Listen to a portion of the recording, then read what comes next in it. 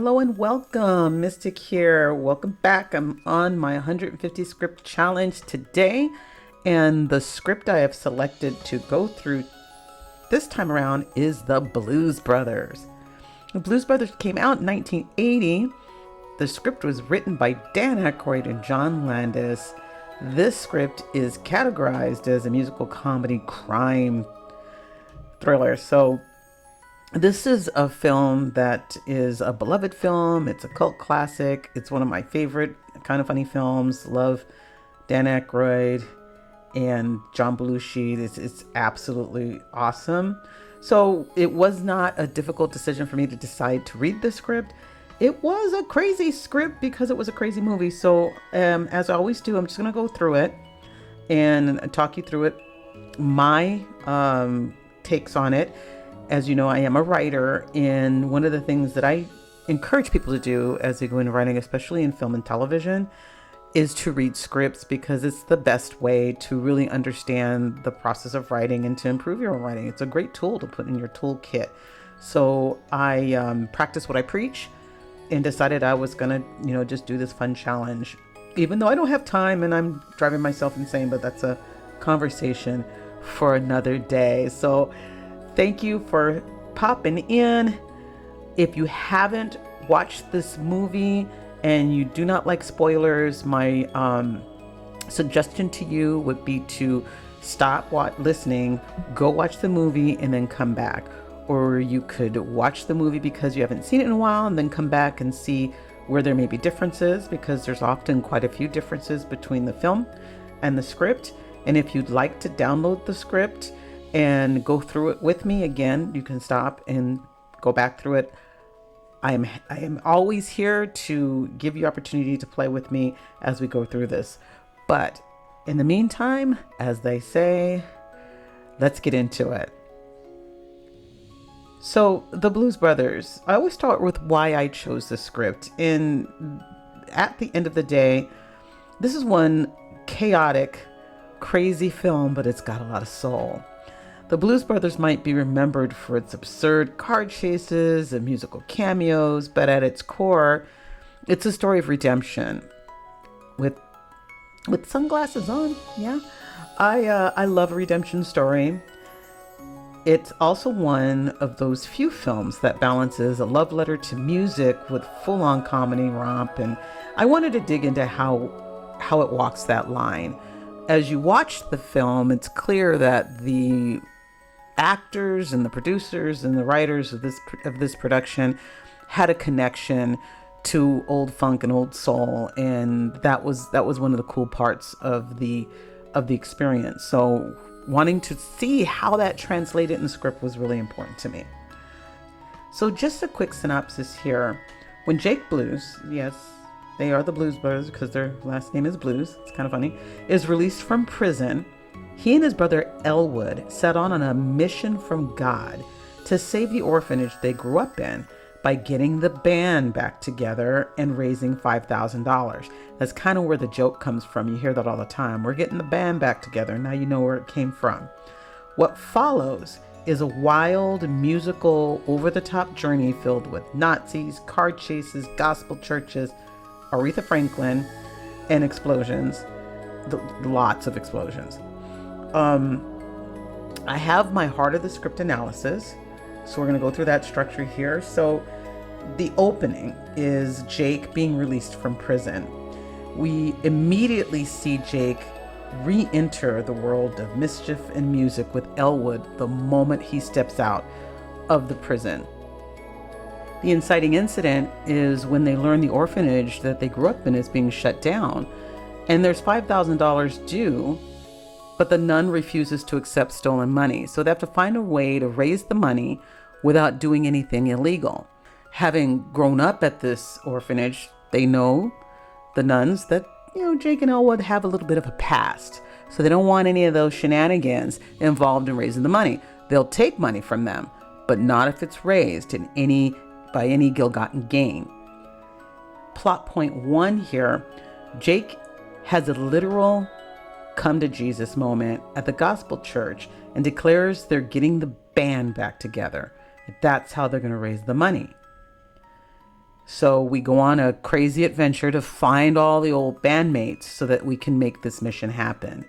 Midpoint through, after absurd obstacles and musical reunions, they land a gig at Bob's Country Bunker. By lying. Though they're not supposed to do anything illegal, I guess a lie is not illegal, it's just not cool. The second plot point here, the Palace Hotel ballroom is booked, but the pressure is on them. The band has to deliver, and everyone, cops, Nazis, old enemies, are chasing them and are closing in. We get to the climax, and the band's performance is a hit. The cops swarm in. Jake and Elwood escape through the back tunnels. We have a falling action with a wild chase through Chicago. Car crash, bridges collapse, and they somehow make it to the assessor's office. The resolution, the money is paid just in time. But everybody catches up with them. We cut to the band in jail, performing for fellow inmates, and then that's how the movie ends. It's a wild ride, and the script doesn't do it justice, because when you watch it, it's all pretty crazy. It's a great film. Then we have the protagonist. So what is the protagonist's arc? So Jake wants to help save the orphanage. That's his primary desire. And to redeem himself. You know, he wants to make good. He wants to change the perception of who he was into who he can become. The obstacle, well, he's kind of stubborn. Then there's the law, Johnny Law is watching him and following his every move. He's made a lot of mistakes in the past, and the band had a messy breakup, so that gets in the way of him bringing everybody back together. In terms of his evolution, he moves from selfish schemer to a man truly trying to do something right, even if it's by ridiculous means. And when I say ridiculous, I mean ridiculous. In his final transformation, by the end of the film, Jake's made good on his word. The chaos he causes isn't for himself, it's for something greater. So outside of the comedic elements of it, he's not out there just bumbling around just because he can. He's actually trying to make good on his promise, bringing the money for the orphanage without committing any more crimes. He can't help it that everything he does causes chaos, but he's really trying not to commit any more crimes. Now, the antagonists and the conflict here, it's multiple, right? There's no antagonist singular. There's antagonists with an S at the end. There's the police, there's the Nazis, there's ex-girlfriend with a rocket launcher. You know, Carrie Fisher shows up, a rocket launcher. That's crazy. I mean, I've had exes that I've had issues with, but it never occurred to me to chase them down with a rocket launcher. All about consequences of past behavior and past relationships. Everything is kind of coming back, as they would say, the chickens come home to roost. The opposition, every step towards their goal is blocked by the baggage they've left behind in the past. The mirror, their enemies reflect the absurdity of their own antics, all the ridiculousness of the things that they do, but also how the world responds to nonconformists. And I think that's something that if you're not doing a deep dive on a film like this and you're just sitting there eating popcorn and enjoying, you might miss it. You might miss the anarchy that this film is pointing to, and how society judges and how society treats those that don't walk the line. But that seems to be, to me, a clear message of how the world responds to those that don't toe the line and do what they're supposed to do what they're told to do. Then there's the growth through the conflict. Jake and Elwood double down on their mission. They grow, they change, they evolve by becoming more focused and more determined with every obstacle that they face. So as you watch them, they're making decisions to go down the right direction so that they can complete the mission that they set on. It is not their desire to not complete the mission, so they go to complete it by any means necessary without committing a crime, which means they have to do internal growth and they have to go beyond what they are used to doing Otherwise, they just go rob a bank and get the money and then give it to the orphanage, and they don't want to do that. Now, the hero's journey, those of you who know me and follow me know the hero's journey is my favorite element of mythology, and I love to use it in my writing. And so I often will look at every script, every film that I talk about and apply the hero's journey. Sometimes it works, sometimes it doesn't. So this loosely adapted concept of the hero's journey in regard to the Blues Brothers, you have the call to adventure, which is pretty easy, right? To save the orphanage. That's the call to adventure. And the refusal, it's, Jake says, no effing way to even seeing the nun. He doesn't want to go back. He doesn't want to go there. But then he does. The mentor is Curtis. So Curtis is one mentor, but there's also Reverend James, who in the film is James Brown, who pushed them forward to their mission. And that's who the mentor usually is, Obi-Wan Kenobi or, Yoda. They're the person who says, go forth on the mission and, take your staff and go forth and do good. So that's for me, who the mentor was. The trials, well, the big trial that they have is rebuilding the band and dodging enemies and then navigating betrayals and targets. So they have the trials of Hercules as they go through this adventure. The transformation, Jake sees the light, literally. He sees the light and has his come to Jesus moment and literally commits in a way in his heart that actually surprises his brother. He did not believe that he did, but he did. And he was bound by that. And that was his transformation. And the return, they perform that one last epic show. They get the money. And the return is literal. They literally return to jail. And they take their bandmates with them.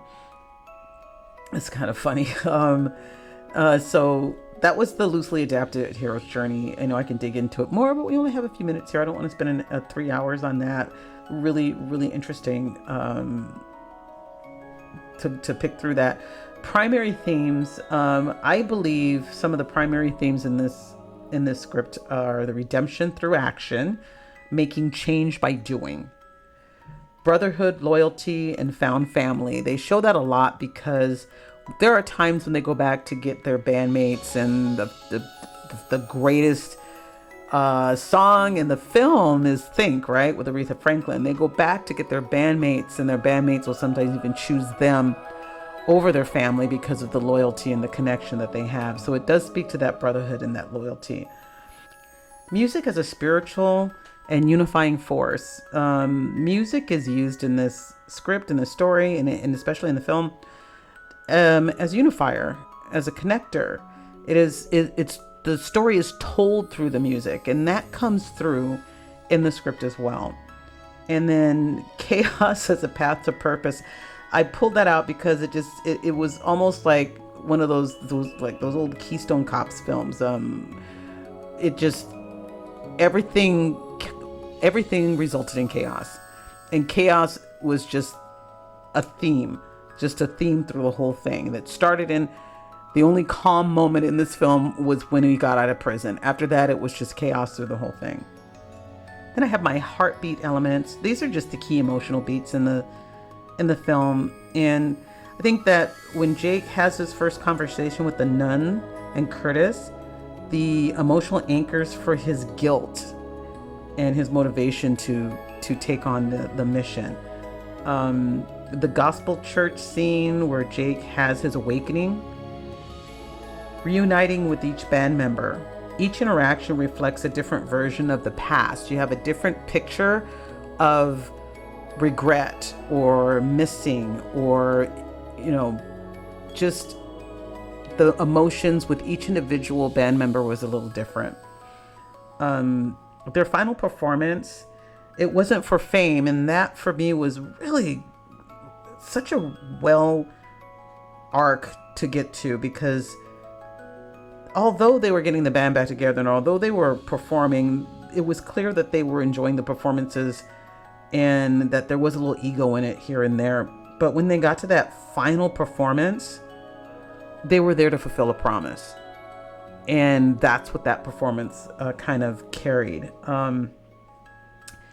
The closing moment when they were in jail, there was joy. They did the right thing, and they did break every law to get there. They didn't break the law to get the money, but they broke the law to do everything else that they needed to do to get there. And so, yes, they were in prison, but there was this joyfulness about being in prison, the relief, the fulfillment, and the purpose. Then I have here some things in symbolism and motifs here. They talk a lot about sunglasses, that they reference them a lot. And when you read a script for a film that you're connected to, it's hard to separate the film from the script. Sometimes I try really hard to do that. It's hard when a film is this impactful, but they do talk a lot about the sunglasses, and it's like a shield that they use, never fully removed until the end when they're in prison. Then there's the Bluesmobile, which is literally a symbol, which encompasses their chaos. It's a former police car, it's rebellion, and it's salvation. And then it's the music. Everything in the music is symbolic of oppression and freedom and release. It's just really solid there. And when you think about the connection, the thematic connection, basically the heartbeat of the story, this idea that doing the right thing doesn't look righteous all the time, it ties directly to the wildness of this film. These are two guys that are criminals. I mean, that's something that's made clear from the start. They are criminals, but they belong to us. When you're reading this, there are criminals. They're just doing the things that all of us wish we could do. We root for them. They're not murderers or killers. And this story invites us to question who really gets to define good, bad, who really gets to define who's worthy. And Jake and Elwood redeem themselves not by behaving, but by believing in something bigger than themselves. And emotional elements of the climax and revolution, there's the final race of the film. The way that it's described and the emotions that it's trying to pull from in this script is about paying the taxes. These guys are doing absurd things to get to the end of the race so that they can pay these taxes. It's a sincere emotional payoff. They are not doing anything but wanting us to want them to win. It's not about escaping. It's not about trying to beat somebody at doing something. It's about finishing what they started. And even as the Bluesmobile collapses and they're cuffed, they're happy. They're smiling. They did it. And we go from there to the performance in the jailhouse. And it was at that point, we knew they were on a mission from God, and their mission from God is complete. So as I look at this, and I always try to talk about what I got from this, in terms of as a crafter, as a writing craftswoman, what did I learn from this as I read this? So a couple of things. One, tone juggling is possible. You can mix action, comedy, and sincerity if you stay emotionally anchored, if you stay connected to your theme, you stay connected to the story and the arc that you've created, and taking your reader, your viewer, your audience from point A to point P, from start to finish, and stay connected, you can make all kinds of different things happen, because this story was all over the place. But I didn't get lost, and I didn't leave the page. I read this script actually very quickly. And music isn't a filler, it's storytelling. Something that was really great for me with the script is that, having seen the film, and it's an amazing soundtrack.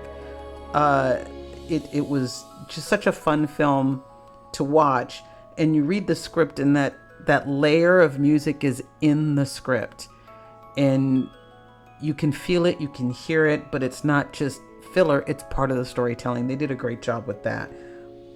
Conflict doesn't have to be a big bad villain. You don't always have to have the big Darth Vader presence in the film. on the page. You can have obstacles. They did a great job of making it about the obstacles and not about a villain, which is why you can't point to like one person, one entity as the antagonist. Then there's this concept of recurring bits, Nazis, cop chases, mystery women, all the things that they had are all part of the world building tools. As a horror sci-fi writing person, I often think about all the things that you need to do to build worlds, and we make it really complicated. And in the Blues Brothers, they accomplished that by using bits, by using comedy bits. They were able to build the world, and that's what made it so entertaining. And then your heroes can be absurd. We talk about the jester all the time, and sometimes they can go too far with a jester. Sometimes they cannot give you enough with a jester. And I think that heroes can be absurd as long as their heart is real. These jesters had heart. Now, my writing takeaway outside of these keynotes, this script was a beautiful mess. I mean, I love it. I loved it. It reminds me that characters don't need to be perfect or even polite. They just need to be lovable. If your story's heart is in the right place, the audience will forgive a lot of the wild detours, and sometimes the most unforgettable journeys come from leaning into weird. And I'm envious when I read stuff like this, because I'm like, I can't write like this. And you're not supposed to, right? You're not supposed to write like somebody else, but it's okay to acknowledge something well written and give it its kudos, because this was a very well written script. So the heart and message of this story for me, let's see, can I put this? So here's what I think in terms of what the heart of this story really is.